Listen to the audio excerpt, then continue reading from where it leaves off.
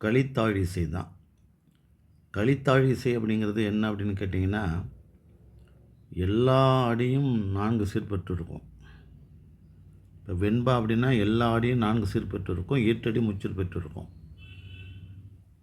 ஆனால் கலிப்பா அப்படிங்கிறது வந்து எல்லா அடியும் 4 சீர் பெற்றிருக்கும். அந்த கலிப்பாவில் ஒரு இனம் தான் கலித்தாழிசை. களி விருத்தம், களி தாழிசை. கலித்தாழிசைங்கிறது இந்த கலிப்பாவினுடைய எல்லா இலக்கணமும் எல்லா அடியும் 4 சீர் பெற்றிருக்கும். ஈற்றடி மட்டும் ஓர் அசை அதிகமாக இருக்கலாம், அல்லது ஒரு சீர் அதிகமாக இருக்கும், கொஞ்சம் நீண்டு இருக்கும். கலிப்பாவினுடைய இலக்கணம் முழுவதும் பெற்று ஈற்றடி நீண்டு இருந்துச்சு அப்படின்னா அதான் கலித்தாழிசை அப்படின்னு பேர். இப்போ கலிங்கத்து பரணி பூரா அப்படி தான் இருக்கும். அந்த பாடலை நீங்கள் படித்து பாருங்கள், உங்களுக்கு தெரியும். அதற்கு அடுத்து பட்டியல் 1 உள்ள சுற்றோடரை பட்டியல் 2 உள்ள சுற்றுடன் பொருத்தி குறியீடுகளை கொண்டு சரியான விடையை தேர்ந்தெடு. களவழி 40 முதுமொழி காஞ்சி நாலடியார் ஏலாதி. இதில் ஏற்கனவே நான் சொன்னது போல் எல்லாம் நம் தெரிந்து கொண்டு இருக்க முடியாது. ஒரு சிலது நமக்கு தெரியும், ஒரு சிலது நமக்கு தெரியாமல் கூட இருக்கலாம். ஆனால் தெரிந்ததை வைத்து கொண்டு தான் தெரியாததை நாம் விடையாக கொடுக்க வேண்டிய கட்டாயம் இருக்கிறோம். இப்போ களவழி, களம் அப்படிங்கிற வார்த்தைக்கே போர்க்களம் அப்படின்னு வருது இல்லைங்களா? போர்க்களம்னாவே அது புறம்தான். அப்போ புறப்பொருள் அப்படிங்கிற வார்த்தையில் அதோட சேர்த்துடலாம். அப்போ 1 வந்து 4ல் இருக்கிறதுனால டி தான் சரியான ஆன்சர்.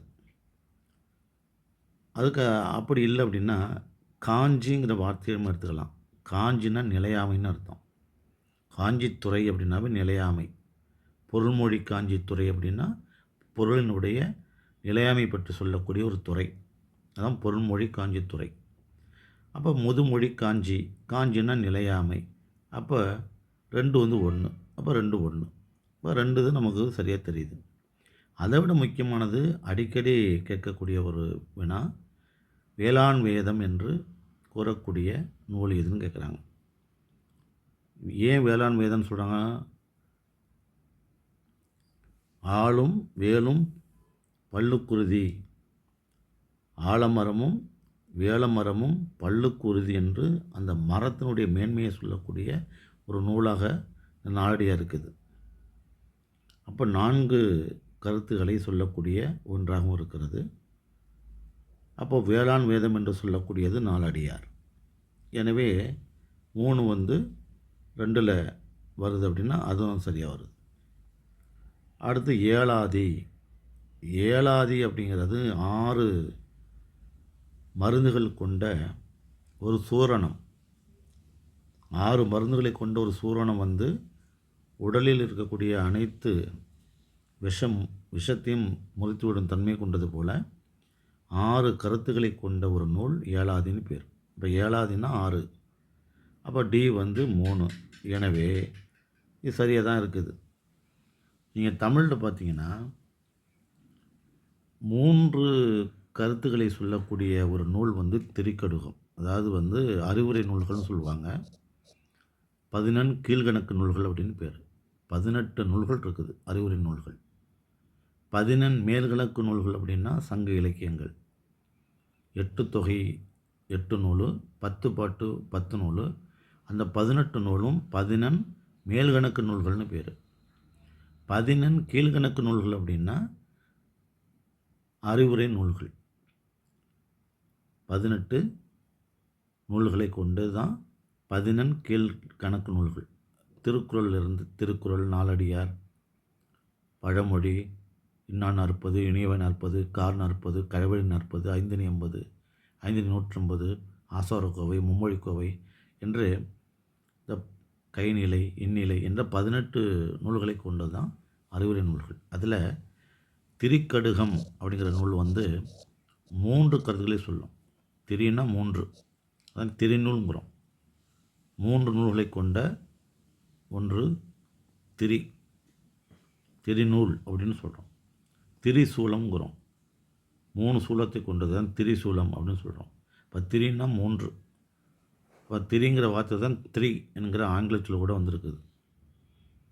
இப்போ திரிக்கடுகம்னா 3 கருத்துக்களை சொல்லக்கூடிய ஒரு நூல். 14 கீழ்கணக்கு நூல்களில் திரிக்கடுகம். அது நம்ம தெரிஞ்சுக்கணும். இதோடு சேர்த்து அதையும் தெரிஞ்சுக்கணும். 4 கருத்துக்களை சொல்வது வந்து நான்மணி கடிகை. 4 கருத்துக்களை சொல்லக்கூடிய ஒரு நூல். அது 4 நான்மணி கடிகை. 5 கருத்துக்களை சொல்லக்கூடியது எது அப்படின்னா சிறுபஞ்ச மூலம். ஏன்னா பஞ்சம் அப்படின்னாவே 5ன்னு அர்த்தம். பாஞ்ச் என்று ஹிந்தியில் சொல்கிறாங்க இல்லையா, பஞ்சம்னா 5. அப்போ சிறுபஞ்ச மூலம்னா 5 கருத்துக்களை சொல்கிறது. 6 கருத்துக்களை சொல்கிறது தான் ஏழாதி. எவ்வளவு நம்முடைய நூலாசிரியர் பெருமக்கள் முன்னோர்கள் எவ்வளவு சிறப்பான வகையில் கருத்துக்களை கையாண்டிருக்காங்க பாருங்கள். 2 கருத்துக்களை சொல்லக்கூடியதாக பல நூல்கள் இருக்கிறது. அறம் வெல்லும் பாவம் தோற்கும். கம்பராமாயணம் சொல்லுது, அறம் வெல்லும் பாவம் தோற்கும். தர்மத்தின் வாழ்வதனை சூது கவ்வும், தர்மம் மறுபடியும் வெல்லும். மகாபாரதம் அல்லது வில்லி பாரதம். 2 கருத்துக்களை சொல்லக்கூடிய நூல் அதெல்லாம். 3 கருத்து அப்படின்னா அரசியல் படைத்தோர்க்கு அறம் கூற்றாகும், உரைசால் பத்தினிக்கு உயர்ந்தோர் ஏத்துவர், ஊழ்வினை உருத்துந்து ஊட்டும். 3 கருத்துக்களை சொல்லக்கூடிய சிலப்பதிகாரம். அதே போல் திரிக்கடுகம் 3 கருத்துக்களை சொல்லக்கூடிய 14 கீழ்கணக்கு நூல். அதெல்லாம் காப்பியங்கள். 14 கீழ்கணக்கு நூல்களில் இருக்கக்கூடிய அறிவுரை இலக்கியத்தில் இருக்கக்கூடிய 3 கருத்துக்களை சொல்லக்கூடிய ஒரு நூல் திரிக்கடுகம். 4 கருத்துக்களை சொல்லக்கூடிய நூல் நான்மணி கடிகை. 5 கருத்துக்களை கொண்ட அறிவுரை நூல் சிறுபஞ்சம் மூலம். 6 கருத்துக்களை சொல்லக்கூடியது ஏழாதி என்பதை நம்ம தெரிஞ்சுக்கணும். எனவே டி தான் ஆன்சர். தெரிஞ்சுங்க. அதுக்கடுத்து பொற்கொடி ஆயக்கலைகளை கற்றாள். இல்லை இருங்க வரோம். பொற்கொடி ஆயக்கலைகள் 64 கற்றாள். இவ்வாக்கியம் எவ்வகை வினை சார்ந்தது? ஒரு விஷயம் நான் நேற்றே சொல்லிட்டேன். அடுத்தவனுக்கு கற்றுக் கொடுத்தா அப்படின்னா அது பிறவினை. அவளை கற்றுக்கொள்கிறாள், அவளே கற்றாள், அதனால் பிறவினை கிடையாது. கலவை வாக்கியம்னா என்னன்னு அப்படின்னா, நான் ஏற்கனவே ஒரு வீடியோவில் கலவை வாக்கியம்னா என்னன்னு சொல்லியிருக்கேன். ஆற்றில் வெள்ளம் கரை புரண்டு ஓடியது, இது ஒரு சொற்றொடர். நேற்று மழை பெய்ததால், இது துணை சொற்றொடர். ஆற்றில் வெள்ளம் கரை புரண்டு ஓடியது என்பது முதன்மை வாக்கியம். எதனால்? நேற்று மழை பெய்ததால். அப்போ ஆற்றில் கரை புரண்டு ஓடியது வெள்ளம் என்பது முதன்மை வாக்கியம். அதற்கு துணை செய்யக்கூடிய நேற்று மழை பெய்ததால், இது துணை வாக்கியம். எனவே முதன்மை வாக்கியத்திற்கு துணையாக ஒரு துணை வாக்கியம் இருந்து 2 ஒன்றாக இருந்தால் அதுதான் கலவை வாக்கியம். இது வாக்கியத்தை பற்றி நான் இந்த சேனலில் நீலை போகைங்கிற இந்த சேனலில் நான் வீடியோ போட்டிருக்கேன், அதை நீங்கள் பார்த்துக்கலாம். செயற்பாட்டு வினை என்பதையும் நேற்று சொல்லிட்டேன். ஆள் என்ற 3ஆம் வேற்று முறுப்பு எழுவாய்க்கு அருகில் வந்தால் அது செயற்பாட்டு வினை. பொற்கொடியாள் அப்படின்னு வந்தால் அது செயற்பாட்டு வினை. அப்போ பொற்கொடி ஆயக்கலை 64 கற்றாள் என்பது தன்வினை. அவளே அந்த வினையை செய்து கொள்கிறாள். ஆயக்கலைகளை என்று இந்த செயற்படுப்பனுடைய இறுதியில் ஐ வந்திருந்தால் அது செய்வினை வாக்கியம், அது வேறு. செயற்படுப்பொருளுடைய இறுதியில் ஐ வந்தால் அது செய்வினை வாக்கியம். எழுவாயினுடைய இறுதியில் ஆள் வந்தால் அது செயற்பாட்டு வினை வாக்கியம். பிறரை செய் வைத்தால் அது பிறவினை வாக்கியம். முதன்மையான வாக்கியத்திற்கு துணை வாக்கியம் கொண்டு ஒரு வாக்கியம் அமைந்திருந்தால் அது கலவை வாக்கியம். அது அல்லாத பொற்கொடி என்ற ஒரு எழுவாய், கற்றாள் என்கிற ஒரு பயனிலை, ஆயக்கலை 64 என்பது செயற்படு பொருள். எனவே அது தன்வினை வாக்கியம். நல்லா புரிஞ்சுங்க. செய்யப்படும் பொருளில் ஐ வந்துச்சுன்னா, இப்போ ஆயக்கலைகளை ஐ வந்திருந்தால் அது செய்வினை வாக்கியம் அப்படிங்கிறத தெரிஞ்சுங்க. பொற்கொடியாள் அப்படின்னு வந்தால் அது செயற்பாட்டு வினை வாக்கியமானு பார்த்துங்க. இங்கே அப்படி வரல. இதெல்லாம் அந்த வாக்கியத்தை பற்றி முழுமையாக நான் நிறைய வீடியோ போட்டிருக்கேன். அதை நீங்கள் பாருங்கள். அடுத்து பொருந்தாத தொடரை கண்டறிக. ஒருத்தார் பொறுத்தார், அறிவுடையார் அறிவிலார், வையார் வைப்பர், அஞ்சாமை துஞ்சாமை. ஒருத்தல் அப்படின்னா இந்த இடத்துல தண்டித்தல்னு அர்த்தம். இன்னா செய்தாரே ஒருத்தல். ஒருத்தல் அப்படின்னா தண்டித்தல், அதை பொறுத்துக்கொள்ளுதல். அதுக்கு சரியான தொடர். இவர் தண்டிக்கிறது, இதை பொறுத்துக்கொள்வது. இவர் அறிவாக இருக்கிறது, இவர் அறிவு இல்லாமல் இருக்கிறது. இவர் எதுவுமே வைத்துக்கொள்ளாதவர், இவர் எல்லாம் வைத்துக்கொள்ளுவர். வையார் வைப்பர். அஞ்சாமை அப்படின்னா அதுக்கு எதிர் சொல்லி எப்படி இருக்கணும்? அஞ்சுவதுன்னு இருக்கணும். அஞ்சாமை என்பது அது வீரத்தினுடைய அடையாளம். அஞ்சாமை அப்போ அஞ்சுவதுன்னு இருக்கணும். அஞ்சாமை என்பது வீரம். துஞ்சாமைன்னா தூக்கம் இல்லாமல் இருக்கிறது. அது எப்படி பொருந்தும்? இப்போ தண்டித்தார் பொறுத்துக்கொள்கிறார், அறிவுடையவர் அறிவில்லாதவர், வைத்திருக்கில்லாதவர் வைத்திருக்கிறவர். அப்படின்னா அஞ்சாமைனா அஞ்சுதல் அப்படின்னு தான் இருக்கணும். ஆனால் அஞ்சாமைக்கும் துஞ்சாமைக்கும் இங்கே பொருத்தமாக இருக்குதா? எனவே பொருந்தாத தொடர் இதுதான் அப்படிங்கிறது தெரிஞ்சுங்க. அதுக்கடுத்து காமராசருடைய பிறந்த நாளே ஆண்டுதோறும் எந்த நாளாக கொண்டாடப்படுகிறோம்? அது கல்வி வளர்ச்சி நாள். உங்களுக்கு நல்லா தெரியும். அடுத்து நன்மை என்பது என்ன பெயர்னு கேட்குறாங்க. பொருட்பெயரா, பண்பு பெயரா, சினைப்பெயரா, தொழிற்பெயர்னு கேட்குறாங்க. ஒரு பொருளை உணர்த்துனா அது பொருட்பெயர். நம் கண்ணால் பார்க்கக்கூடிய அனைத்தும் அது நிறம், குணம், தொழில், வடிவம் ஆகியவற்றினால வரலாம். சினைப்பெயருங்கிறது ஒரு பெரும்பெயருடைய கிளையலாக இருக்கக்கூடிய எல்லாமே சினைப்பெயர். இப்போ மனிதன் அப்படின்னா தலை, மூக்கு, காது, கை, கால் எல்லாம் சினைப்பெயர். அப்படி வந்தால் சினைப்பெயர் சொல்லலாம். தொழில் பெயர் அப்படிங்கிறது தல் விகுதி, அல் விகுதி. கூடுமான அளவுக்கு 99 விழுக்காடு வரும். நிறைய விகுதி இருக்குது. விகுதி வரலாம். இப்போ நடனம் அப்படிங்கிறது தொழில் பெயர் தான். அல் விகுதி மட்டும் வர்றதில்லை. நடனம் வந்தாலே அது தொழில் பெயர் தான். விகுதி வரும். பார்வை, இப்போ பார்வைன்னு சொல்கிறோம் இல்லையா, அதுவும் தொழில் பெயர் தான். விகுதி வரும். அப்போ தல் விகுதி, அல் விகுதி மட்டும் மல்ல தொழில் பெயருக்கு. பார்த்தல், ஓடுதல், சிரித்தல், இப்படி தல் விகுதியும் வரலாம், அல் விகுதியும் வரலாம். சில நேரங்களில் விகுதியும் வரும். நடனம் வரலாம், நாட்டியம் விகுதி வரும், பார்வை, இவெல்லாம் தொழில் பேர் தான். இதெல்லாம் நம்ம தெரிஞ்சுக்கணும். பண்பு பேருங்கிறது ஒரு பண்பை உணர்த்துவது. நிறப்பண்பாக இருக்கலாம், குணப்பண்பாக இருக்கலாம், தொழில் பண்பாக இருக்கலாம், வடிவ பண்பாக இருக்கலாம், அளவு பண்பாக இருக்கலாம். இப்போ நன்மை என்பது குணப்பண்பு. எனவே அது பண்பு பெயர் என்பதை நம்ம தெரிஞ்சுக்கணும். நாட்டுதும் யாமோர் பாட்டுடைச்சியுள் என்று பாடத் தொடங்கி புலவர் யார்? இது ரொம்ப கவனித்து நீங்கள் எழுதணும். நாட்டுதும் யாமோர் பாட்டுடைச்சியுள். நாட்டுதும் யாமோர் பாட்டுடைச்சியுள். இதனுடைய விரிவாக்கம் தெரிஞ்சால் தான் இதனுடைய ஆன்சர் தெரிய முடியும். அரசியல்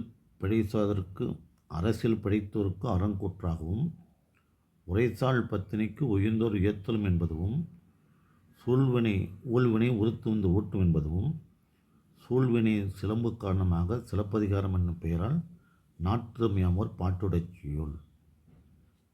நாட்டுதும் யாம்ங்கிற வார்த்தையை வந்துருச்சு. இப்போ நாட்டுதும் யாம் ஓர் பாட்டுடைச்சியுள். இந்த 3 கருத்தில் வைத்துக்கொண்டு அரசியல் படைத்தோருக்கு அறம் கூற்றாகும் என்ற ஒரு கருத்து, உரைசால் பத்தினியை உயர்ந்தோர் ஏத்தோர் என்கிற ஒரு கருத்து, ஊழ்வினை உறுத்து வந்து ஊட்டுதும் என்கிற ஒரு கருத்து. இந்த 3 கருத்துகளையும் உள்ளடக்கி சூழ்வினை சிலம்பு காரணமாக சிலப்பதிகாரம் என்னும் பெயரால் நாட்டுதும் நான் செய்ய இருக்கிறேன் யாம் ஓர் பாட்டுடைச் செய்யுள் என்று இளங்கொடிகள் சொல்லுகிறார். அதனால அது இளங்கொடிகள் சொல்லணும். ஆனால் ஒரே ஒரு விஷயம் என்ன அதுலன்னா, சீத்தலச்சத்தனார் ஒரு இடத்துல சொல்கிறார். அங்கே எப்படின்னா, முடிகேடு வேந்தர் மூவருக்கு உரியது அடிகள் நீரே அருளுக என்று சொன்னது சீத்தலச்சத்தனார். ரெண்டுத்துக்கும் உள்ள நுணுக்கமான வேறுபாடு புரிஞ்சுக்கணும். சேர சோழ பாண்டிய மன்னர்களுக்கான ஒரு கதை இது. அவர்களுடைய நாடுகளில் நடக்கக்கூடிய ஒரு கதை. கோவலனும் கண்ணகியும் பிறந்தது சோழ நாடு. அவர்கள் வாழ்க்கையில் இன்னல் பட்டு கோவலன் உயிர் துறப்பது பாண்டிய நாடு. பிறகு மதுரையை எரித்துவிட்டு தெய்வமாக மாறுவது சேர நாடு. அப்போ இந்த கதை 3 நாடுகளில் நடக்குது இல்லையா? அதனால தான் முடிகேடு வேந்தர் மூவருக்கு உரியது அடிகள் நீரே அருளுக அப்படின்னு சொன்னது தான் சீத்தலச்சாத்தனார். எல்லாம் பதிகத்தில் வருது. அதுக்காக தான் அவர் என்ன சொல்கிறாரு, நாட்டுதுமை அமர் பாட்டுடைச் செய்யுள் அப்படின்னு இவர் சொல்கிறார். 3 மன்னர்களுக்கும் உரிய நாட்டில் உள்ள ஒரு கதை என்பதனால நான் அதை பாட முடியாது. ஏன்னா நான் மதுரையில் வாழக்கூடிய ஒரு சாதாரண கூல வாணிகன், தானியங்களை விற்கக்கூடிய ஒரு வாணிகன். ஆனால் நீங்கள் ஒரு அடிகள், எல்லா நாடுகளுக்கும் பொதுவான ஒரு துறவி. அதனால் நீங்கள் தான் அதை பாட முடியும் என்று அவர் கேட்டுக்கொண்டதற்கு இணங்க நான் இந்த சிலப்பதிகாரத்தை பாடுகிறேன் என்று ரொம்ப இளங்கொடிகள் சொல்லுகிறார். அப்போ சேர சோழ பாண்டிய மன்னர்கள் முடிகெழு வேந்தர் மூவருக்கு உரியது, அதனால் அடிகள் நீரே அருளுக என்றார்க்கு அரசியல் பிழைத்தோருக்கு அறங்கூற்றாவதும் உரைசால் பத்தினிக்கு உயிர்ந்தோர் ஏத்தலும் என்பதும் ஊழ்வனை உறுத்து வந்து ஊட்டுதும் என்பதும் சூழ்வனை சிலம்பு காரணமாக சிலப்பதிகாரம் என்னும் பெயரால் நாட்டுதுமையாமற் பாட்டுடைச் செய்யுள் என்று உள்ளவர்கள் சொல்கிறார். ஆனால் ரொம்ப ரொம்ப கவனமாக இந்த விடையை நீங்கள் எடுத்துக்கணும். இந்த சீத்தல சாத்தனார் சொன்ன அந்த கருத்தையும் வேறு ஒரு ஆண்டினுடைய வினாத்தாளால் கேட்கப்பட்டிருக்கிறது. அதையும் நீங்கள் புரிஞ்சுக்கணும். கம்பராமாயணத்தை இயற்றியவர் கபிலர் குறிஞ்சித்திணையை மட்டும் பாடிய ஒரு புலவர், சங்ககால புலவர் அப்படிங்கிறத தெரிஞ்சுங்க. அடுத்த வினா, தமிழை ஆளென வளர்த்து மாண்புற செய்தவர் யார் அப்படின்னா தேவநேய பாவாணர். இது உங்களுக்கு நல்லா தெரியும். மொழி ஞாயிறு என்கிற பெயர் உண்டு அவருக்கு. மொழி ஞாயிறுங்கிற பெயர் உண்டு. அவர் தான் இந்த தமிழை மொழியில் சார்ந்த அறிவியல் நோக்கத்தோடு பார்த்தவர். அதனால தான் மொழி ஞாயிறுனே பேர். ஒளியன் சார்ந்த, மாற்றொலின் சார்ந்த, ஒப்பியல் நோக்கத்தை சார்ந்த தமிழை ஆராய்ந்தவர் தான் தேவநேய பாவாணர். பரதிமாற் கலைஞர் அப்படிங்கிறவர் யார் அப்படின்னா சூரிய நாராயண சாஸ்திரி என்ற தனது பெயரை, சூரியன் என்பது வடமொழி, நாராயணன் என்பது திருமால், சாஸ்திரியார் என்பது கலைஞர். எனவே சூரிய நாராயண சாஸ்திரி என்கிற தனது பெயரை பரதிமால் கலைஞர் என்று மாற்றிக்கொண்டவர். இவருக்கு இன்னொரு பேர் உண்டு, வெள்ளி நாக்கு, சில்வர் டேங்க் அப்படின்னு பேர். இவர் தமிழராக இருந்தாலும் ஆங்கிலம் பேசுகிற போது ஆங்கிலர்களே வியப்பில் ஆழ்த்தக்கூடிய வெள்ளி நாக்கை கொண்டவர் இந்த பரதிமாற் கலைஞர். மு. வரதராஜன் இவர் மதுரை காமராசர் பல்கலைக்கழகத்தினுடைய துணைவேந்தராக இருந்தார். சென்னை பச்சையப்பன் கல்லூரியுடைய தமிழ் பேராசிரியராக இருந்தார். நிறைய நாவல்களை எழுதியிருக்கிறார். ரொம்ப எளிமையான நாவல்கள், கல்லோ காவியமோ, மண்குடிசை, கரித்துண்டு போன்ற சிறந்த நாவல்களை எழுதியிருக்கிறார். புதுமைப்பித்தன் யாருன்னு உங்களுக்கு தெரியும். சிறுகதையினுடைய முன்னோடி. தமிழ் சிறுகதையினுடைய முன்னோடி யார் அப்படின்னா புதுமைப்பித்தன் தான். அதனால் தான் புதுமைப்பித்தனை தமிழ் சிறுகதையின் தந்தை அப்படின்னு சொல்லுவாங்க. இதை கொஞ்சம் நீங்கள் தெரிஞ்சுங்க. அதுக்கடுத்து நிகண்டுகளில் மிக பழமையானது. நிகண்டுனா என்ன? நிகண்டுனா அகராதின்னு அர்த்தம். அகராதி அப்படின்னு அர்த்தம். நிகண்டுனா அகராதி. சொல்லுக்கான பொருள். இப்போ சிலப்பதிகாரத்திற்கே முதல்ல உள்ள ஒரு உரை எதுன்னா அரும்பத உரை மட்டும்தான். அதாவது முக்கியமான பதத்திற்கு மட்டும் உரை இருக்கும். அரும்பத உரைக்காரன்னு பேர். அதற்கு பிறகு அடியார்க்கு நல்லார் அப்படிங்கிறவர் சிலப்பதிகாரத்திற்கு முழுமையான உரை எழுதினார். அப்போது அகராதின்னா ஒவ்வொரு வார்த்தைக்கான பொருள். இதில் பார்த்தீங்கன்னா நிகண்டன் கலைக்கோட்டு தண்டனார் அப்படிங்கிறவன் தான் முதல்ல அந்த அகராதியை எழுதினான். அவர் எழுதின அந்த அகராதி தான் சேந்தன் திவாகாரம் அப்படின்னு பேர். அவருடைய பேர் தான் நிகண்டன்னு பேர். அவருடைய உண்மையான பேர் நிகண்டன் கலைக்கோட்டு தண்டனார் அப்படின்னு பேர். பிறகு அவருடைய பேரிலேயே பொது பேராக மாறிடுச்சு. நிகண்டு என்பது பொது பேராக மாறிடுச்சு. அவர் எழுதுனது சேந்தன் திவாகார நிகண்டு. அப்புறம் பிங்களந்தி நிகண்டு இருக்குது, ஒளிச்சொல் நிகண்டு இருக்குது. இதெல்லாம் அதுக்கு அடுத்தடுத்து அதே காலகட்டத்தில் வந்தது. எனவே முதல் நிகண்டு நிகண்டன் கலைக்கோட்டு தண்டனார் எழுதிய சேந்தன் திவாகாரம் நிகண்டு என்பதுதான் முதல் நிகண்டு என்பதை தெரிந்து கொள்ளுங்கள். அதுக்கடுத்து பொருளிலிருந்து பொறுத்துக. இதில் ஓரெழுத்து ஒரு மொழி. மொழின்னா வார்த்தை. ஒரே எழுத்து வார்த்தையாக மாறும் தமிழில். இதுக்கு நான் நிறைய என்னுடைய சேனலில் வீடியோவில் கொடுத்துருக்குறேன், நீங்கள் பார்த்துக்கலாம். இல்லை சிலவற்றை நமக்கு தெரியல அப்படின்னா தெரிஞ்சதை வச்சுக்கிட்டு அப்படியே ஓரளவு நம்ம சரியான விடையே எடுத்துக்கலாம். இப்போ தீ என்பது நமக்கு நல்லாவே தெரியும் இல்லைங்களா? கா அப்படின்னா சோலைன்னு அர்த்தம். கானா சோலை, அதுதான் காவிரின்னு பேர். சோலைகள் விரிந்த இடத்திலிருந்து வரக்கூடிய ஆறு என்பதனாலும் காவிரி அப்படின்னு பேர்.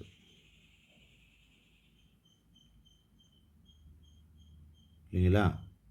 அப்போது ஓ அப்படின்னா திருமகள் என்கிற அர்த்தம் இருக்குது. நன்றி. சாரி. ஓ அப்படின்னா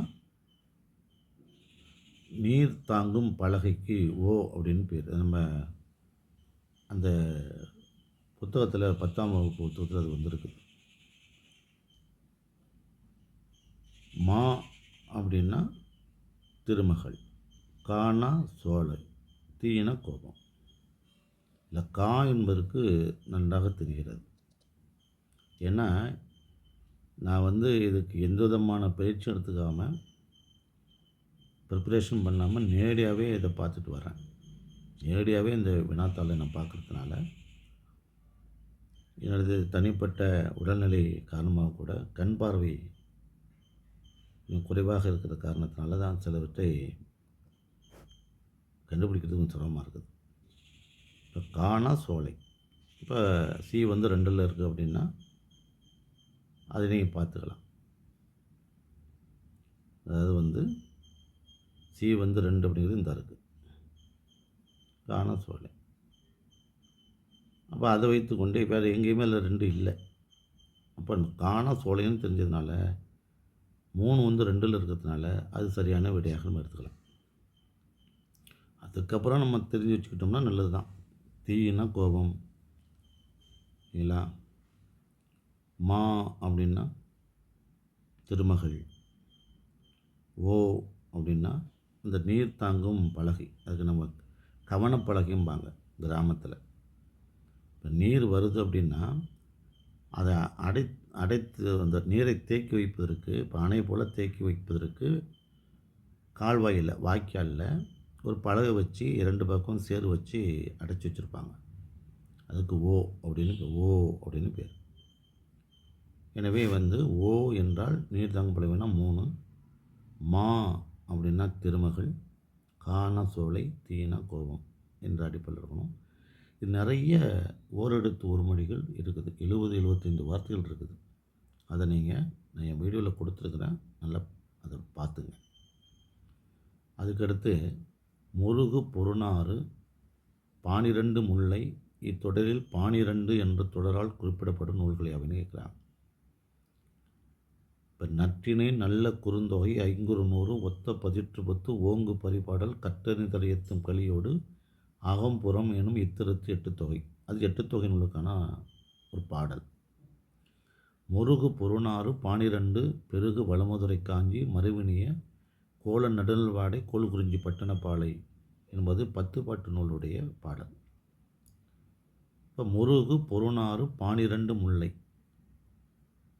முருகுன்னா திருமுருகாற்றுப்படை. முருகு அப்படின்னா திருமுருகாற்றுப்படை.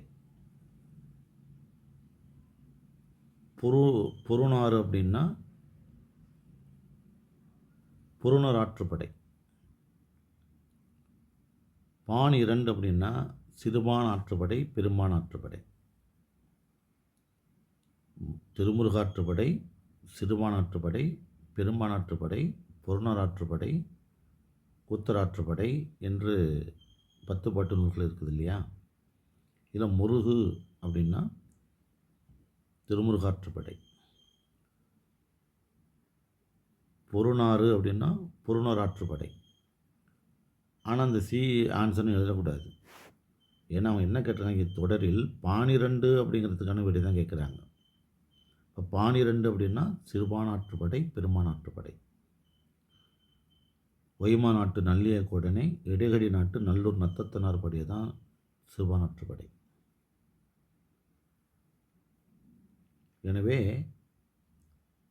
பானிரண்டு என்பதற்கு சிறுபானாற்றுப்படையும் பெருமானாற்றுப்படை என்பதுதான் சரியான விடை.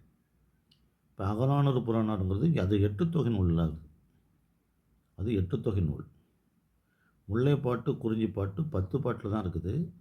அது பாட்டுங்கிற அடிப்படையில் வந்துடுது. முல்லைப்பாட்டு, குறிஞ்சிப்பாட்டு, மதுரை காஞ்சி, நடுநல்வாடை, பட்டணப்பாலை, இது 5 இருக்குது.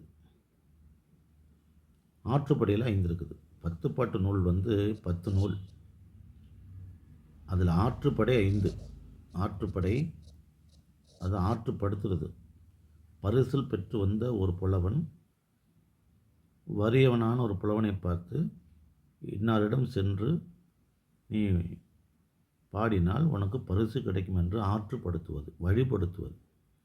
ஆற்றுப்படுத்துதல்னால் வழிபடுத்துதல்னு அர்த்தம். அதுதான் ஆறு என்பதற்கு வழி என்று பொருள் உண்டு.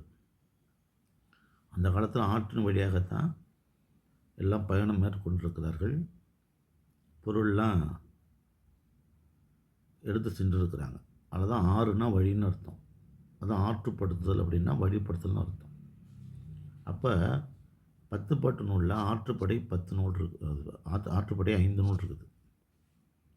மீதமுள்ள மதுரை காஞ்சி, நடுநல்வாடை, பட்டணப்பாலை, முல்லைப்பாட்டு, குறிஞ்சிப்பாட்டு இந்த 5ம் மற்ற நூல்கள்.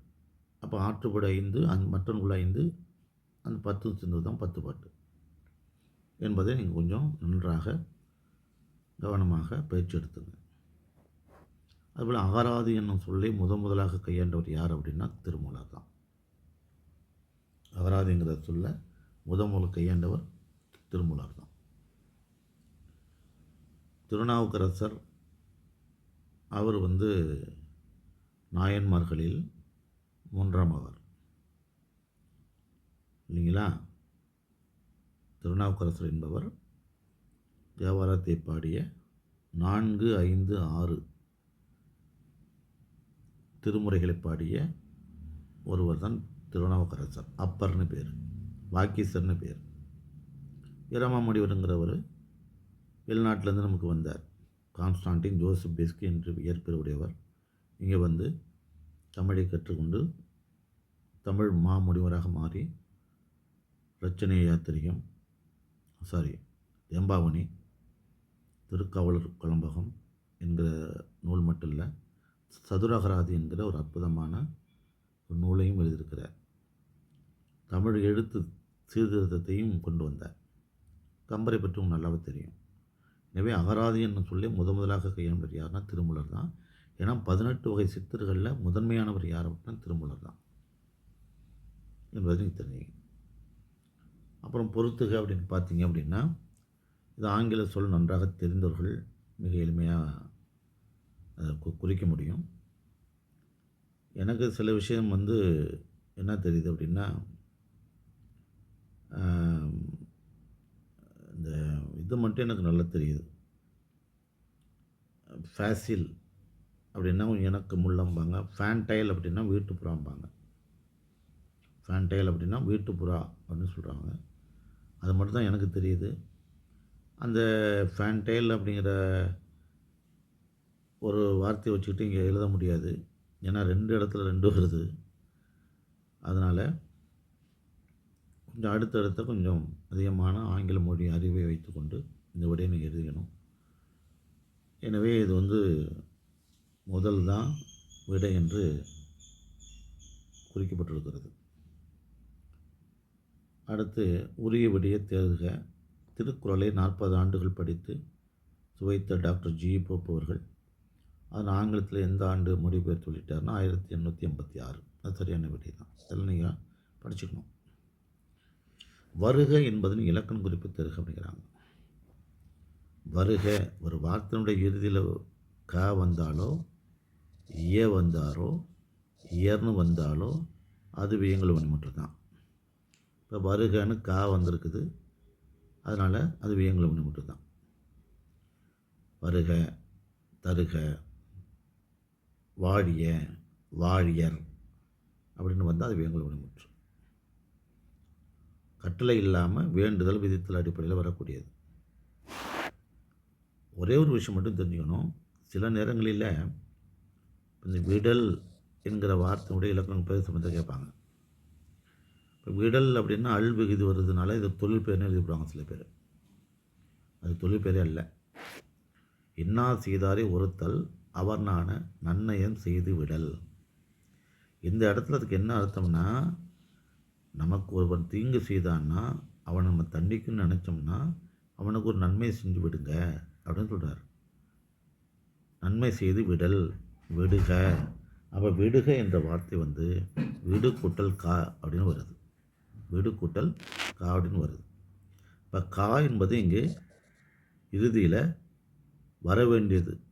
ஆனால் கா வர வேண்டிய இடத்துக்கு பதிலாக அல்வ வந்திருக்குது. ஆனால் என்ன பொருள் அப்படின்னா விடுகன்னு தான் பொருள். அப்போ விடுக என்பது என்ன அர்த்தம்? வியங்கல் வினை மட்டும் அர்த்தம். ஆனால் கா வர வேண்டிய இடத்துல அல் வந்ததுனால அல்கிற்று வியங்கல் வினை முற்று அப்படின்னு எழுதணும். அதனுடைய இலக்கண குறிப்பு அல்கிற்று வியங்கல் வினை முற்று அப்படின்னு எழுதணும். அதை மட்டும் கொஞ்சம் தெரிஞ்சுக்கணும். அதனால் கா வந்தால் கா இயர் வந்தால் வியங்கல் வினை முற்று அப்படின்னு தெரிஞ்சுக்கணும். மட்டும் இல்லாமல் இது போன்ற சில நுணுக்கமான வார்த்தைகளும் தெரிஞ்சுக்கணும். விடல்னு வந்துட்டா விடுக என்கிற வார்த்தைக்கு பதிலாக தான் விடல் என்று அவர் சொல்லியிருக்கிறார். கா வர வேண்டிய இடத்துல அல் வந்ததுனால அல்கிற்று வியங்கல் வினை முற்று அப்படின்னு அதுக்கு எழுதணும்.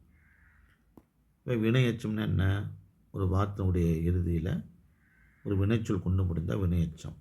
குறிப்பாக ஊ ஈ என்று எழுத்தினுடைய இறுதியில் வரலாம். அது மட்டும் இல்லாமல் வினைச்சொல் கொண்டு முடியணும், அது மட்டும் தெரிஞ்சுக்கணும். இது பற்றி வீடியோலாம் நிறைய நான் போட்டிருக்கேன், அதை கொஞ்சம் பார்த்துங்க. உருவகம்னா என்ன அப்படின்னா, ஒரு பொருளையும் இன்னொரு பொருளையும் தனித்தனியாக பார்க்காமல் ஒரு பொருளோடு ஒரு பொருளாக சொன்னால் அதான் உருவகம். இப்போ பவள வாய் அப்படின்னா பவளத்தை போன்ற வாய் அப்படின்னு சொல்கிறோம். பவளம் தனியாக இருக்குது, வாய் தனியாக இருக்குது. வாயினுடைய அழகுக்காக பவளத்தை ஓமையாக சொல்கிறோம். அப்போ பவளம் தனியாக இருக்குது, வாய் தனியாக இருக்குது. வாய் போன்ற பவளம் போன்ற வாய் என்பதனால அது ஓமை தொகைங்கிறோம். ஓமை அது. ஆனால் அந்த பவளமே வாயாக இருந்துச்சுன்னா, அந்த பவளக்கல்லே வாயாக இருந்துச்சுன்னா வாயு பவளம் அப்படின்னு சொல்லுவோம். அங்கு ஓமையை சொல்லக்கூடிய பொருள் தனியாக, ஓமைக்கப்படும் பொருள் தனியாக இல்லாமல் ரெண்டும் ஒரே இடத்துல இருக்கும். இப்போ தாமரை கை அப்படின்னா தாமரை போன்ற கை. தாமரை தனியாக இருக்குது, கை தனியாக இருக்குது. கை தாமரை போல அழகாக இருப்பதுனால தாமரை கைங்கிறோம்.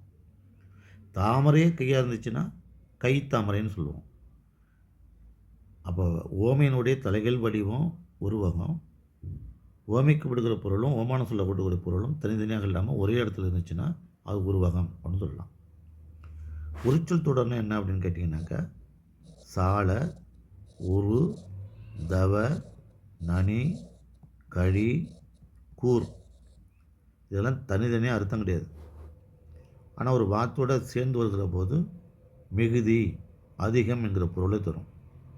சால சிறந்தது, உருபசி, தவ சிறிது, நனி சிறந்தது, கழிவேர் இறையான், கூர்க்கையன். இப்படி சால, உரு, தவ, நனி, கழி, கூர் இந்த 6 சொல்லும் ஒரு வார்த்தையில் வந்துச்சுன்னா அதான் உரிச்சொல் தொடர். இங்கே வருக என்ற வார்த்தை வியங்குல வினை மட்டும் குறிக்குது என்பது தெரியும். அதுக்கடுத்து பொருந்தாத இன்றைய மாதிரி வினாத்தாளினுடைய முதல் பகுதி இப்போது நீங்கள் பார்த்துருக்கிறீங்க. இதனுடைய 2ஆம் பகுதி அடுத்த வீடியோவில் நான் அப்லோட் பண்ணுறேன். நன்றி, வணக்கம்.